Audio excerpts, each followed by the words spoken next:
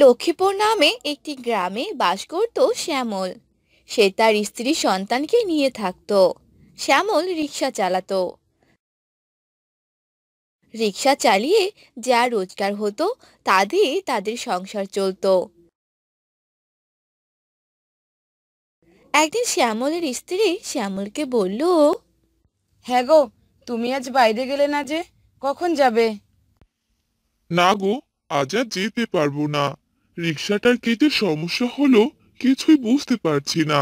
রিক্সা যে চালানোই যাচ্ছে না। এই রিক্সা ঠিক করতে কত টাকা যে লাগে। সে কি গো, রিক্সা আবার নষ্ট হয়ে গেল নাকি? এখন তো আমাদের কাছে কোনো টাকাও নেই। কি করবে এবার শুনি? সেটাই তো আমিও ভাবছি। আর রিক্সা না চালালে চলবে কিভাবে? তুমি কোনো চিন্তা করো না। আমার মা আমাকে একজোড়া বালা দিয়েছিল, সেটা বিক্রি করেই না হয় তুমি রিক্সাটা ঠিক করবে। সে কি গো, এ তুমি কি বলছো? তোমার মায়ের দেয়া বালা আমি কি করে বিক্রি করব? না না, এ কাজ আমি করতে পারবো না। এ নিয়ে তুমি এত ভেবো না তো। পরে তুমি আমাকে আবার একজোড়া বানিয়ে দিও। এরপর শ্যামল সে বালা দুটো নিয়ে বাজারে গেল। এভাবে চলে গেল অনেক দিন। আর একদিন শ্যামলের পাশে গ্রামে থাকা এক চোর বলতে লাগলো, শুনলাম পাশের গ্রামে নাকি শ্যামল নামে এক লোকের রিক্সা আছে। রিক্সাটা চুরি করলে মন্দ হয় না। রিক্সাটা বিক্রি করে আমি অনেক টাকা পাবো। আর সেই টাকা নিয়ে আমি ঘুরতে যাব। হা হা হা হা হা। এভাবেই কিছুদিন চলে যায়। আর একদিন রাতে সেই চোর শ্যামলদের বাড়িতে আসে। আর রিক্সা যে ঘরে রাখা ছিল সেখানে যায়। আর সে রিক্সাটা দেখতে পায়। আর বলে, আরে ওই তো রিক্সাটা, যাই তাড়াতাড়ি চুরি করে নিয়ে যাই। এরপর সেই চোর রিক্সাটা চুরি করে নিয়ে গেল। পরদিন সকালবেলা শ্যামল রিক্সা নিতে ঘরে এলো।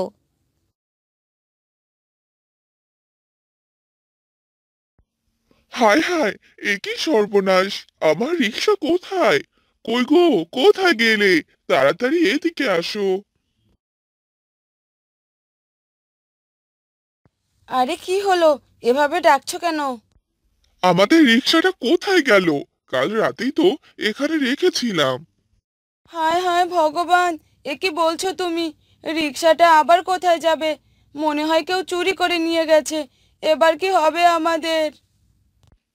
তাই তো ভাবছি রে বউ, এবার কি হবে আমাদের? এবার আমাদের সংসারটা কিভাবে চলবে? এসব বলে তারা দুজনে কান্না করতে থাকে। তখনই সেখানে এক বৃদ্ধ চলে আসে। শ্যামল তার বউকে দেখে সে বৃদ্ধটি বলে, আরে কি হলো রে বাবা, তোরা এই সকালবেলা এভাবে কান্না কেন করছিস? কি হয়েছে তোদের? আর বলো না গো বাবা, আমাদের যে অনেক বড় সর্বনাশ হয়ে গেছে। আমাদের রিক্সা যে চুরি হয়ে গেছে। সে কি কথা রে? বাড়ি থেকে একটা রিক্সা চুরি হয়ে গেল, আর তোরা কেউ টেরও পেলি না?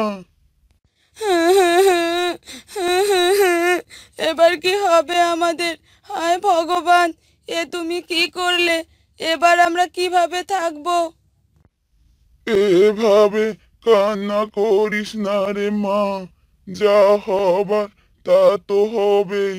আর শোন আমার কথা, এই নে, এই বীজগুলো রোপণ করিস, তোদের সংসারের কাজে লাগবে। এগুলো কিসের বীজ বাবা? বীজ থেকে গাছ বের হবার পর যখন ফল হবে তখনই বুঝতে পারবি। এবার আমি আসি। এসব বলে সে বৃদ্ধ সেখান থেকে চলে গেল। আর শ্যামল বলতে লাগলো, কি গো, তোমাকে কিসের বীজ দিল? সেটা তো আমিও জানি না গো। এই বীজটা যে কিসের? আচ্ছা, আমি বরং বীজটা রোপণ করে দিয়ে আসি, তারপর দেখা যাবে এখান থেকে কি হয়। এরপর শ্যামলের স্ত্রী বীজটা রোপণ করে দিল। আর কিছুদিনের মধ্যেই সেই বীজ থেকে একটি গাছ বের হলো। আর সেই গাছে অনেকগুলো বেগুন ধরলো। গাছে বেগুন দেখে শ্যামলের স্ত্রী বলতে লাগলো, কি গো, কোথায় গেলে? দেখে যাও, দেখে যাও। কি হলো গো, এভাবে ডাকছো কেন? এই দেখো, এই গাছে যে বেগুন ধরেছে। বৃদ্ধ বাবাটি আমাদের বড় উপকার করলো গো। এই বেগুনের বীজ নিয়ে আমরা বড় করে বেগুন চাষ করব। হ্যাঁ, তুমি ঠিক কথাই বলেছো। তুমি একটা কাজ করো, এখান থেকে কয়টা বেগুন তুলে নিয়ে রান্না করো। খেয়ে দেখি এই বেগুনগুলো খেতে কিরকম লাগে। শ্যামলের কথা মতো শ্যামলের স্ত্রী কয়টি বেগুন উঠিয়ে নিল। আর সেগুলো রান্না করলো। এরপর তারা সবাই খাবার খেলো। আরে বাহ, বেগুনগুলো তো ভালোই খেতে ও ভালোই লাগছে। এবার এগুলো বেশ করে আবার রোপণ করব। তাহলে অনেকগুলো বেগুন ধরবে, আর সেগুলো বিক্রি করলে সংসারটা ভালোই চলবে। হ্যাঁ গো, তুমি একদম ঠিক কথাই বলেছো। এভাবে অনেক দিন চলে গেল। তারা একটি জমিতে বেগুন চাষ করলো। আর কয়েকদিনের মধ্যেই বেগুন ধরলো। আর শ্যামল সেগুলো বাজারে বিক্রি করলো। এভাবে তাদের সংসার ভালোই চলছিল। ও, তাহলে এই ব্যাপার। বেগুন চাষ করে তাহলে ভালোই হচ্ছে। না, আমি থাকতে তারা এত সুখে থাকতে পারবে না। এবার আমাকে একটা ব্যবস্থা করতে হবে। এরপর সে মহিলাটি কিছু বিষ কিনে এনে বেগুনের গাছে ছিটিয়ে দিল। যার কারণে সবগুলো বেগুনের মধ্যে বিষের ক্রিয়া ছড়িয়ে পড়ল। হুম, এবার বুঝবে মজা। হা হা হা হা। হ্যাঁ গো, বেগুনগুলো তো বড় হয়েছে। এবার এই বেগুন তুমি বাজারে নিয়ে গিয়ে বিক্রি করো, আর কিছু চাল ডাল কিনে আনো। আচ্ছা আচ্ছা, ঠিক আছে, তাই করছি। এরপর শ্যামল বেগুনের গাছ থেকে বেগুন উঠিয়ে নিল। আর সেগুলো বাজারে বিক্রি করলো। শ্যামলের কাছ থেকে অনেকেই বেগুন কিনলো। আর রাতে শ্যামল তার স্ত্রীকে বলল, হ্যাঁ গো, আজ কি রান্না করেছো? বেগুন দিয়ে মাছ রান্না করেছি। পরদিন সকালবেলা সে কি গো, আমার শরীরে এগুলো কি উঠেছে? পুরো শরীরে তো লাল লাল দাগ উঠে গেছে। সেটা তো আমারও উঠেছে। আমাদের সন্তানেরও পুরো শরীরে উঠেছে। এসব কি হলো, কিছুই যে বুঝতে পারছি না। তাদের কাছ থেকে যারা বেগুন কিনেছে ও খেয়েছে তাদের সবারই একই অবস্থা। সবাই শ্যামলের বাড়িতে আসে আর শ্যামলকে ডাকতে থাকে। আরে শ্যামল দাদা, কোথায় গেলে? কি হলো দাদা, ডাকছো কেন এভাবে? সে কি, তোমাদেরও তো একই অবস্থা, কিন্তু এসব তো বেগুনের জন্যই হয়েছে। কিন্তু দাদা, আমার তো মনে হয় এই বেগুনে কোনো বিষ প্রয়োগ করা হয়েছে।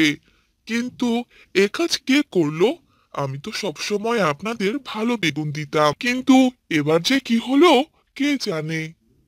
আমার মনে হয় এ কাজ অন্য কেউ করেছে, যে আপনাদের ক্ষতি চায়। আরে দাদা, আমি সব জানি। আমার দোকান থেকে একজন বিষ এনেছিল, আর সেই বিষের ক্রিয়ার কারণে আমাদের সবার এই অবস্থা। তারপর সেই দোকানদার সেই মহিলাটির কথা জানিয়ে দিল। আর মহিলাটি তার ভুলগুলো স্বীকার করলো। আর সবাই মিলে সেই মহিলাটিকে গ্রাম থেকে তাড়িয়ে দিল। আর এবার সবাই বিষ বেগুন গাছ থেকে রক্ষা পেল। আর ভালো বেগুন খেতে পারলো। এভাবে শ্যামল ও তার পরিবার সুখী দিন কাটাতে লাগলো।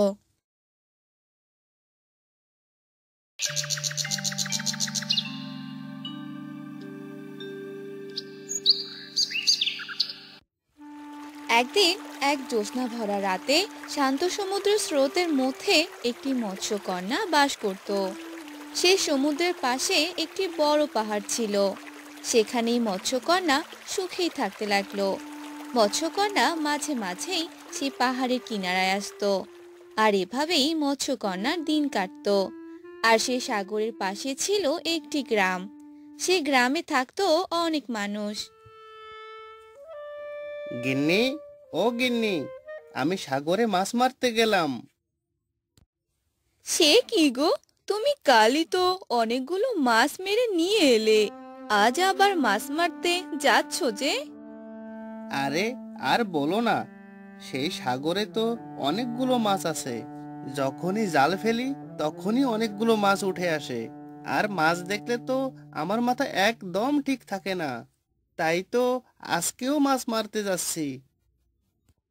হ্যাঁ, ঠিক আছে, যাও, তবে তাড়াতাড়ি চলে আসবে, বুঝলে? আচ্ছা ঠিক আছে, আমি এবার যাচ্ছি তাহলে। এই বলে রমেশ জাল নিয়ে সেখান থেকে চলে গেল। আর সে সাগরে গিয়ে অনেক মাছ মারতে লাগলো।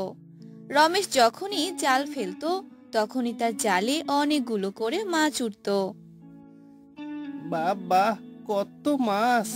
এভাবে প্রতিদিন মাছ মেরে বাজারে বিক্রি করলে তো আমি আস্তে আস্তে বড়লোক হয়ে যাব। হা হা হা হা হা হা হা। যাই, আজ বরং বাড়িতে চলে যাই।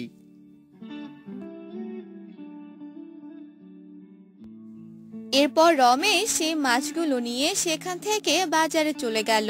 আর সে মাছগুলো সব বিক্রি করে দিল, আর অনেকগুলো টাকা পেল।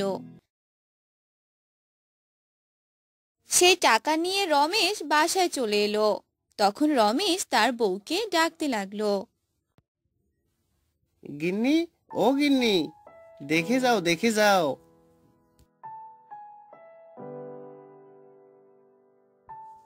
আরে কি হলো গো, এভাবে ডাকছো কেন? তোমাকে আজ এত খুশি খুশি লাগছে মনে হয়, কি হয়েছে বলো তো? আরে গিন্নি, আজ তো আমার অনেক লাভ হয়েছে। আজ যে মাছ বিক্রি করে অনেকগুলো টাকা পেয়েছি। তাই নাকি গো? সত্যি বলছো তুমি? দাও দাও, টাকাগুলো আমাকে দাও, আমার কাছে রেখে দেই।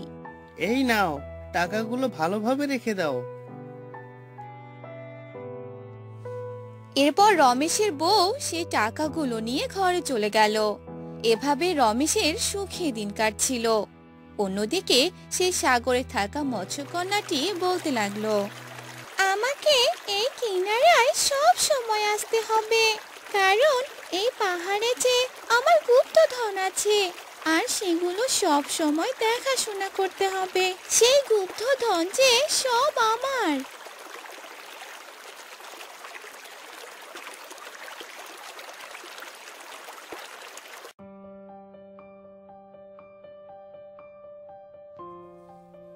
আমি আজকেও সাগরে গিয়ে মাছ মারবো। বৃষ্টির কারণে হয়তো আজকে অনেক বেশি মাছ পাওয়া যাবে। আজ তো অনেক বৃষ্টি পড়ছে, আর তুমি যে সেদিন মাছ বিক্রি করে টাকাগুলো পেয়েছো, তা দিয়েই তো আমাদের অনেক দিন চলে যাবে। না গো, আমি যে অনেক বড়লোক হয়ে যাব, আমার তো ভাবতেই অনেক খুশি লাগছে। যাই, তাড়াতাড়ি চলে যাই।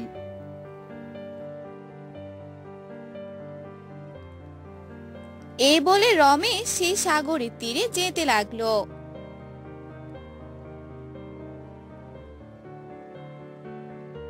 আর এবার অনেকগুলো মাছ মেরে বাসায় আসলো।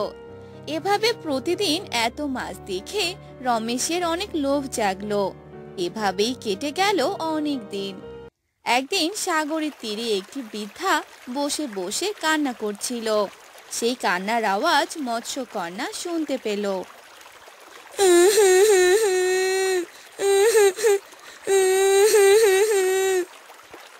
আরে, কে এভাবে কান্না করছে?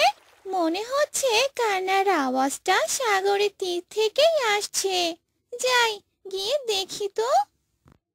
আরে, ওই তো, ওখানে তো একটি বৃদ্ধাকে দেখতে পাচ্ছি। উনি হয়তো এভাবেই কান্না করছে। যাই, গিয়ে দেখে আসি ওনার কি হয়েছে, এভাবে কান্না করছে কেন। এরপর মৎস্যকন্যা সে বৃদ্ধাটার কাছে এসে বৃদ্ধাকে বলতে লাগলো, এই যে বুড়িমা, কি হয়েছে আপনার? আপনি এভাবে কান্না করছেন কেন? আমাকে বলুন, কি হয়েছে? আমি যে অনেক অভাবে আছি। আজ দুদিন থেকে না খেয়ে আছি। আমার সন্তান যে আমাকে বাড়ি থেকে বের করে দিয়েছে। কোথাও যাওয়ার মতো কোনো জায়গা নেই। আসলে তো আপনার সন্তান এই কাজটি একদম ঠিক করেনি। অনেক বড় একটি অন্যায় করেছে আপনার সাথে। এভাবে মৎস্যকন্যা আর সে বৃদ্ধা কথা বলতে লাগলো। আর সেই সময় রমেশ সেই তীরের দিকেই আসছিল। তাদের দুজনকে এভাবে কথা বলতে দেখে রমেশ বলতে লাগলো, আরে, ওখানে তো একটি মৎস্যকন্যা আর একটি বৃদ্ধাকে কথা বলতে দেখছি, কিন্তু তারা দুজন কি নিয়ে এত কথা বলছে? শুনি তো, একটু এগিয়ে শুনি তো, তারা কি বিষয় নিয়ে এত আলোচনা করছে। এরপর সে রমেশ সবগুলো ঘটনা দেখতে লাগলো। আপনি কোনো চিন্তা করবেন না বুড়িমা, আমি আপনাকে সাহায্য করব। এই বলে মৎস্যকন্যা সে পাহাড়ের দিকে গেল আর সেখান থেকে এক কলসি মোহর এনে বৃদ্ধাকে দিয়ে দিল। বৃদ্ধা সেই মোহরগুলো পেয়ে অনেক খুশি হয়ে গেল। আর এ সকল ঘটনা দুষ্ট রমেশ দেখে ফেললো। ও, তাহলে এই ব্যাপার। এই পাহাড়েই তাহলে মৎস্যকন্যার গুপ্তধন আছে। তাহলে তো আমাকে এই গুপ্তধনগুলো চুরি করতেই হয়। মৎস্যকন্যা আর ওই বুড়ি চলে গেলে আমি সেই গুপ্তধনগুলো চুরি করে নিয়ে আসবো। কিছুক্ষণ পরেই মৎস্যকন্যা পানিতে চলে গেল আর বুড়িমা সেই এক কলসি মোহর পেয়ে খুশি হয়ে বাড়িতে গেল। আর সেই সময় রমেশ একটি নৌকা করে সে পাহাড়ের কাছে এলো আর সে গুপ্তধনটি চুরি করলো। আমি এবার অনেক বড় লোক হয়ে যাব। আমার কাছে অনেক টাকা পয়সা থাকবে। যাই যাই, এবার তাড়াতাড়ি পালিয়ে যাই। এরপর রমেশ নৌকা নিয়ে বাড়ির দিকেই যেতে লাগলো। আর কিছুক্ষণ পরে মৎস্যকন্যা আবার পাহাড়ে তার গুপ্তধন দেখার জন্য এলো, কিন্তু সেখানে মৎস্যকন্যা কোনো গুপ্তধন দেখতে পেল না। আরে, কে হলো? আমার গুপ্তধন কোথায় গেল? কে চুরি করলো আমার এই গুপ্তধন? যেই আমার গুপ্তধন চুরি করুক না কেন, সে কখনোই আমার গুপ্তধন নিয়ে যেতে পারবে না। আমি তাকে অভিশাপ দিলাম। মৎস্যকন্যার অভিশাপ গিয়ে রমেশের উপর পড়লো। রমেশ তখন সাগরের মাঝামাঝি পথে। তখনই সেই নৌকাটি অনেক নড়াচড়া করতে লাগলো। আরে আরে আরে আরে, এ কি এ কি এ কি হচ্ছে? নৌকাটি এত, আহ আহ আহ, আমি তো পড়ে যাব। আহ রমেশ নৌকা সহ পানিতে ডুবে গেল। আর অনেক গভীর পানি ও স্রোত থাকার কারণে রমেশ ভালোভাবে সাঁতার কাটতে পেল না, যার কারণে সে পানির নিচে ডুবে মারা গেল। এতে করে রমেশ সে গুপ্তধন পেল না। আর সাথে করে একটি গ্রামে মতিন নামে এক লোক তার পরিবার নিয়ে থাকতো। মতিন ব্যবসা করত। ব্যবসা করেই তাদের দিন ভালোই চলতো। কিন্তু একদিন ঘটে গেল এক বিরাট ঘটনা।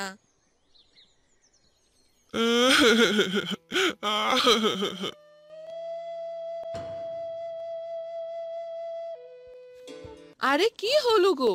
তুমি এভাবে কান্না করছো কেন? সর্বনাশ হয়ে গেছে, বিরাট সর্বনাশ হয়ে গেছে। এখন আমার কি হবে? কি হয়েছে আগে সেটা তো বলো, না হলে বুঝবো কি করে? আমি আমার জমানো সব টাকা ব্যবসার কাছে লাগিয়েছিলাম। এখন কোনো টাকাই যে আর নেই। লসের কারণে এমনটা হয়েছে। ব্যবসায় যে লাল বাতি উঠে গেল। এখন আমি কি করব? তোমায় আমি হাজারবার নিষেধ করেছিলাম যে এতগুলো টাকা দিও না। দেখলে তো কি হলো এবার? আমার কথা তো তোমার গায়েই লাগে না। ব্যবসায় লস করে এখন বসে থাকো। মতিনের বউ রাগ করে সেখান থেকে চলে গেল। আর মতিন গালে হাত দিয়ে বসে পড়ল। এভাবেই তাদের কিছুদিন চলে গেল। একদিন মতিনের বউ মতিনকে বলল, কি ব্যাপার, বাজার কি করতে হবে না? আমরা কি না খেয়ে থাকবো? ঘরে যে কোনো বাজার নেই। আমার কাছে তো কোনো টাকা নেই, কি দিয়ে বাজার করে আনবো? আমি এসব কিছুই শুনতে চাই না। তাড়াতাড়ি বাজার করে আনো। ছেলে মেয়েদের খিদে পেয়েছে। যাও তাড়াতাড়ি। এরপর মতিন বাসা থেকে বের হয়ে গেল আর মোড়লের কাছ থেকে কিছু টাকা নিল আর সেখান থেকে বাজার করে আনলো। এভাবেই কিছুদিন চলে গেল। একদিন মোড়ল মতিনের বাড়িতে এলো। মতিন, মতিন, কি রে, বাড়িতে আছিস? আরে, মোড়ল চাচা, আপনি? কি রে, তোর কাছে যে আমি টাকা পাই, টাকা কি দিবি না নাকি? হ্যাঁ, কতদিন তো হয়ে গেল। আমার কাছে যে এখন কোনো টাকা নেই চাচা, ব্যবসার কাজে অনেক লস হয়েছে, তাই হাতে কোনো টাকা নেই, কি যে করব? কি রে, তোর তো একটা জমি আছে, সেখানে চাষ করলেই তো পারিস, তাহলেই তো হয়। কি চাষ করব চাচা? আমি তো এসব বিষয়ে কিছুই জানি না, শুরু থেকেই তো ব্যবসার কাজই করে আসছি, তাই কিছু বুঝতে পারছি না চাচা। যে চাষ অনেক সহজ, যেটা তুই সহজেই করতে পারবি, সেটা কর। চেষ্টা না করলে চেষ্টা না করলে সফল হবি কি করে? আপনি ঠিক বলেছেন চাচা, চেষ্টা করতে হবে, তাহলে আমি আপনাকে কিছু দিনের মধ্যেই টাকা দিতে পারবো। এ কথা শুনে মোড়ল সেখান থেকে চলে গেল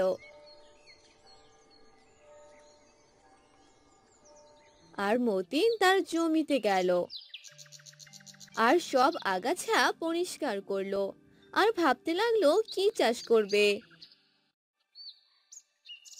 আর মতিন একটি গাছের নিচে বসে পড়লো। তখনই সে রাস্তা দিয়ে এক বৃদ্ধ মহিলা যেতে লাগলো। মতিনকে এভাবে বসে থাকতে দেখে বুড়িটি মতিনের কাছে এলো। কি রে বাবা, এখানে একা একা বসে আছিস কেন? কি হয়েছে তোর? আর বলিও না বুড়িমা, আমি এই কৃষিকাজের কিছুই বুঝি না, কিন্তু সমস্যার কারণে আমাকে এ কাজ করতে হচ্ছে। আমি এখানে কি চাষ করব সেটাই ভাবছিলাম। ও, এই ব্যাপার। দাঁড়া দাঁড়া, এই নে, এই বীজটুকু রাখ। এটা দিয়েই প্রথম কাজ শুরু কর। এটা কিসের বীজ গো বুড়িমা? সেটা তো রোপণ করার পর যখন গাছ হবে তখনই বুঝতে পারবি। আমি বরং চলে যাই। তোমায় ধন্যবাদ গো বুড়িমা, আমাকে এই বীজগুলো দেওয়ার জন্য। এরপর সে বুড়ি সেখান থেকে চলে গেল।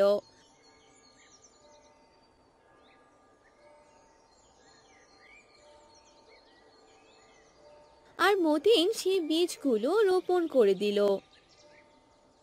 এরপর মতিন বলল, আরে, এখন তো পানিও দিতে হবে, কিন্তু পানি এবার কোথায় পাবো?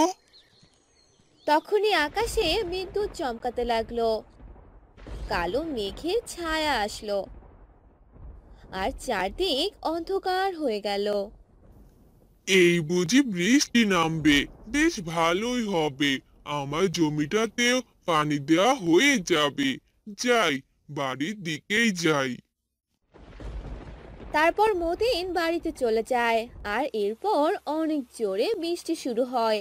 বৃষ্টির পানি পেয়ে সব জমির ফসল অনেক সুন্দর হয়। বৃষ্টি থেমে যায়। পরদিন সকালে মতিন তার জমিতে আসে। হায় ভগবান, এসব আমি কি দেখছি! এ তো কলা গাছ, কিন্তু গাছগুলো এমন দেখতে কেন? আমি তো জানি কলা গাছ সবুজ রঙের হয়। এটা তো দেখছি সোনালী রঙের। আমার কি চোখ ঠিক আছে? এরপর মতিন সেই কলা গাছের সামনে গেল আর সবগুলো ধরে ধরে দেখতে লাগলো আর বলল, এ কি সর্বনাশ! এ তো কোনো সাধারণ কলা গাছ নয়।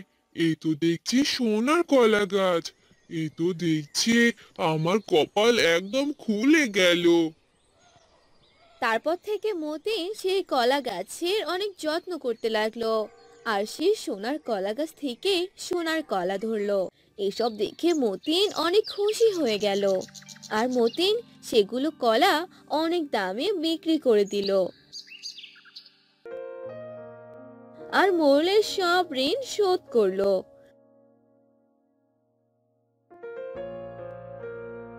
আস্তে আস্তে সে সোনার কলার মাধ্যমে মতিন ধনী হতে লাগলো। আর এসব দেখে মোড়ল ভাবতে লাগলো, এ কি করে সম্ভব? যার কাছে কদিন আগে কোনো টাকাই ছিল না, আর সে তো দেখছি আমার চেয়েও ধনী হয়ে যাচ্ছে। ব্যাপারটা কি? মোড়ল তার কর্মচারীকে খোঁজ নিতে পাঠায় আর কর্মচারী এসে মোড়লকে সোনার কলা গাছের ব্যাপারে সব কথা খুলে বলে। ও, তাহলে এই ব্যাপার! আমার বুদ্ধি শুনে জমিতে চাষাবাদ করে আজ আমার উপরে যাওয়া। এবার তো তোকে মজা দেখাবই। এক রাতে মোড়ল তার কর্মচারীকে সাথে নিয়ে মতিনের জমিতে যায় আর সেখানে থাকা সবগুলো গাছ কেটে ফেলার ফন্দি করে। মোড়লের কর্মচারী কাঁচি নিয়ে যখনই একটা গাছ কাটতে ধরে তখনই সেই গাছটি তাকে পেঁচিয়ে ধরে আর মোড়লের কর্মচারী চেঁচিয়ে ওঠে, বাঁচাও, বাঁচাও!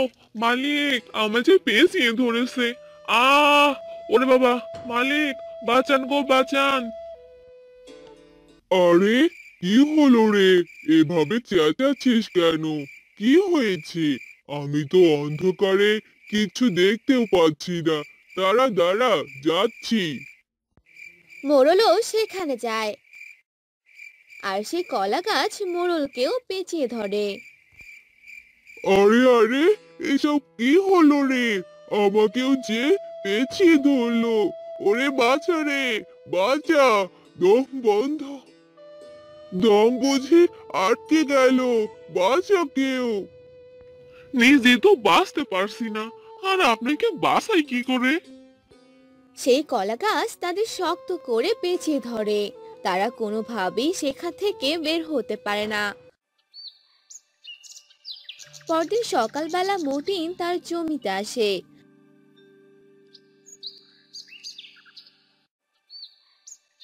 আর সেই জমিতে মোড়ল ও তার কর্মচারীকে দেখে অবাক হয়ে যায়। কি ব্যাপার মোড়ল চাচা, আপনি আমার জমিতে? কিছুই তো বুঝতে পারছি না। এত কথা শুনে কোনো লাভ নেই। আমাকে তুই বাঁচা। আর কিছুক্ষণ থাকলে যে এই গাছ আমাকে মেরে ফেলবে। কলা গাছ মেরে ফেলবে? তা আমার কলা গাছ আপনার ক্ষতি কেন করবে? মতিন দাদা, তুমি আমাকে বাঁচাও, আমি সবটা বলছি তোমায়। আগে বল দেখিনি কি হয়েছে। তারপর মোড়লের কর্মচারী মতিনকে সব কথা খুলে বলে। শেষে কি না আমার এত বড় ক্ষতি করতে চাইলেন আপনি? আপনি মোড়ল হয়েও গ্রামের মানুষের ক্ষতি চান? না না, এই গ্রামে আপনাকে আর রাখা যাবে না। না না বাবা, তুই এরকম কাজ করিস না। আমার যে অনেক বড় ভুল হয়েছে, আমি তার জন্য ক্ষমা চাচ্ছি। কিন্তু মতিন মোড়লের কোনো কথা শুনলো না। আর কিছু গ্রামবাসীকে ডেকে এনে সবটা খুলে বলে। আর সবাই মোড়লকে গ্রাম থেকে তাড়িয়ে দেয়। আর এরপর থেকে মতিন সোনার কলা গাছ চাষ করে অনেক লাভবান হয় আর সুখে শান্তিতে থাকতে লাগে।